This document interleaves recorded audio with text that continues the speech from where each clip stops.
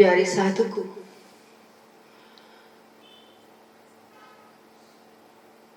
खाने के लिए भोजन नहीं मिलता है, जिसको पहनने के लिए कपड़ा नहीं मिलता है, और जो साधु बन जाता है उसी साधुता का कोई मूल्य नहीं है। ये साधुता है ही नहीं। ये तो बेहतर स्थिति में आने के लिए उपयोग किया है साधु के रंग का। ये फकीर नहीं है। फकीर तो उसके चरणों में जो ब्रह्मांड का साम्राज्य हो तो भी जिसे फकीरी प्यारी है वह है फकीर। वह है फकीर। अपनी फकीरी कई फकीरों भी सामने आए हैं परमात्मा कई बार। एक छोटा सा उदाहरण दे रहे हूं।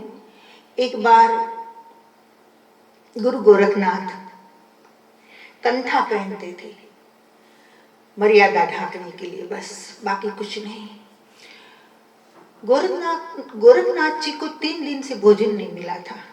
एक बार शिव और पार्वती आसमान में से जा रहे हैं।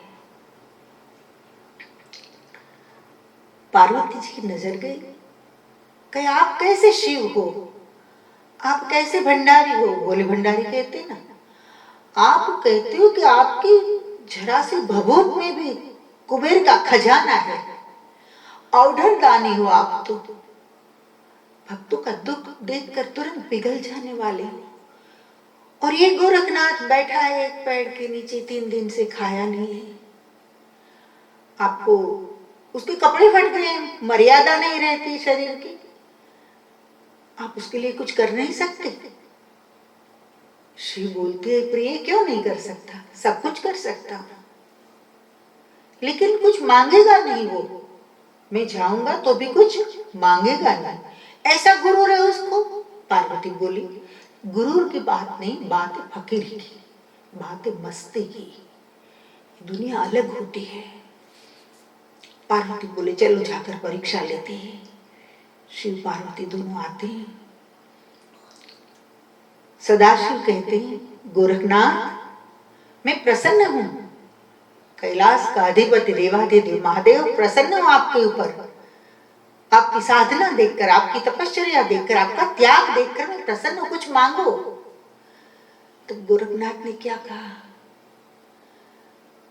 प्रभु, हकीकत में अगर आप मुझ पर प्रसन्न है तो मैं सुबह से प्रयास कर रहा हूं, ये कंठा फट गई है, तो मैं एक शूल लेकर, कांटा, बड़ा कांटा और एक रेशा लेकर कोशिश कर रहा हूं इसे सीने की, ताकि मर्यादा बनी रहे माता बहनों के लिए, लेकिन काम नहीं हो रहा है।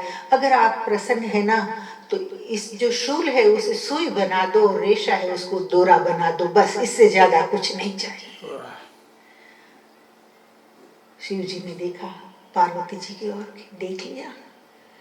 फिकर ना कर, फिकर ना कर, फकीरों पर रहम उसकी बरसती है।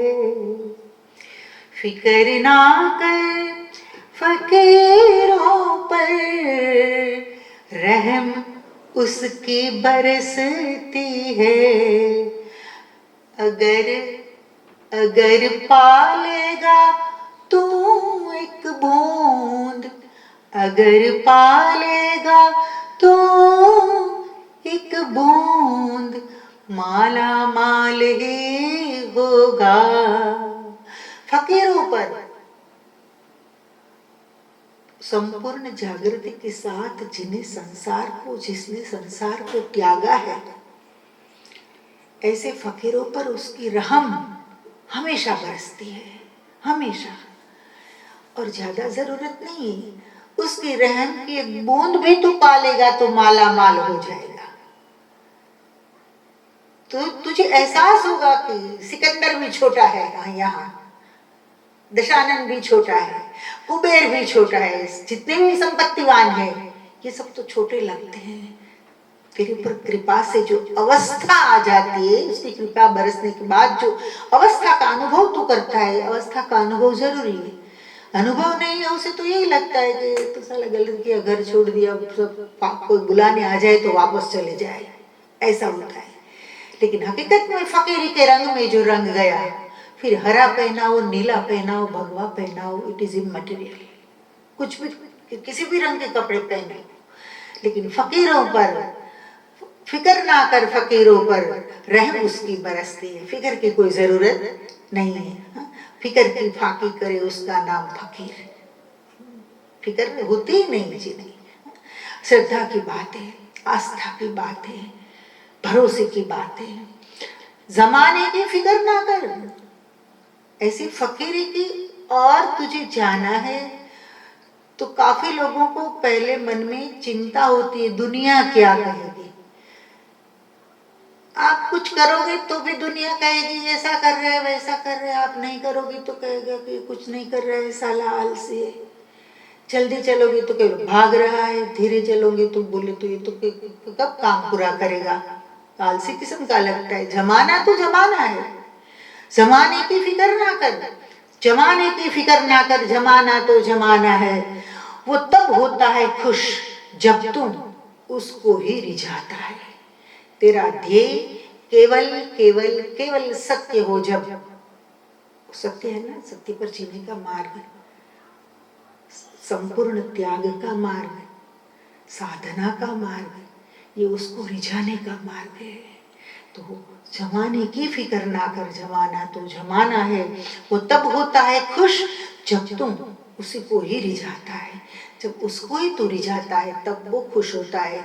आपको बीवी को भी रिझा लेनी है, बच्चों को भी रिझा लेना है, अड़ोस पड़ोस को भी रिझा लेना है, फ्रेंड सर्कल को भी रिझा लेना है, फेसबुक पर भी कुछ जो हो सके इतना लड़ लेना है, सब कुछ करना है। और फिर बोलो कि मैं तो साधक हूँ। अरे भी कैसा साधक तुम, इतनी क्षमता नहीं है तेरी, इतनी क्षमता नहीं है। तो वो होता, वो तब होता है खुश।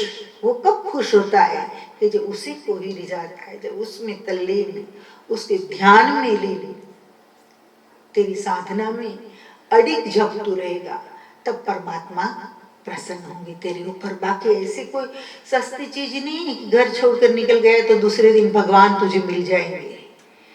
इसमें भी समय लगता है, मिलेंगे तो क्षण में मिल जाएंगे, लेकिन या तो पूर्व की साधना चाहिए या वर्तमान में साधना करनी पड़ेगी। खैर आगे बढ़ते हैं। मगर तू याद रख बंदा, मगर तू याद रख बंदा, तेरी मंजिल अनोखी है, तेरा रास्ता, तेरा हर मोड़ और रफ्तार जुदा है। तेरा रास्ता, तेरा हर मोड़ और रफ्तार जुदा है। दुनिया से, दुनिया जिस गति में चल रही है इससे तेरी गति ज्यादा है, ये याद रखना है तुझे। हर मोड़, दुनिया जिस तरह मोड़ लेती है, जिस साइड में मोड़ लेती है, उससे अलग साइड में, उससे दूसरी साइड में तुझे मुड़ना है, भीड़ में नहीं मिल जाना है। तेरा रास्ता अलग होगा। दुनिया जिस रास्ते पे चलती है उस रास्ते पे तू जाकर भी नहीं चल पाएगा। एक बार उन्मुख होगा इस रास्ते पर, ईश्वर के रास्ते पर, फिर चाहकर भी तू दुनिया के रास्ते पर नहीं चल सकता, भीड़ का हिस्सा नहीं बन सकता। तेरा मोड़ भी अलग होगा और तेरी रफ्तार भी अलग होगी। जो तेरा हो नहीं सकता हमेशा के लिए, उसको, संसार की बात है, जो तेरा हो नहीं सकता हमेशा के लिए उसको पकड़ना छोड़ दे।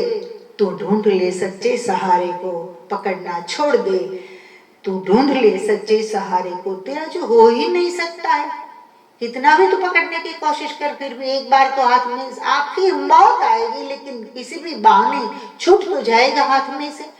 तो जो तेरा है नहीं उसको हमेशा के लिए, जो तेरा है नहीं, हो नहीं सकता, जो तेरा हो नहीं सकता हमेशा के लिए, उसको हमेशा के लिए जो तेरा नहीं हो सकता है उसको पकड़ना छोड़ दे। तू ढूंढ ले सच्चे सहारे को, ढूंढ ले सच्चे सहारे को।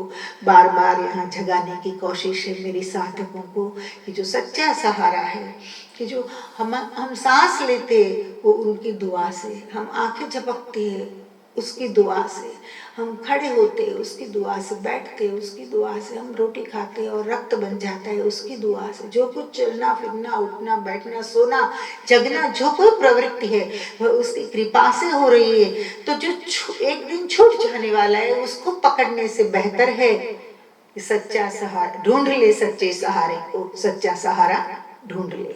धन्यवाद, नमस्कार।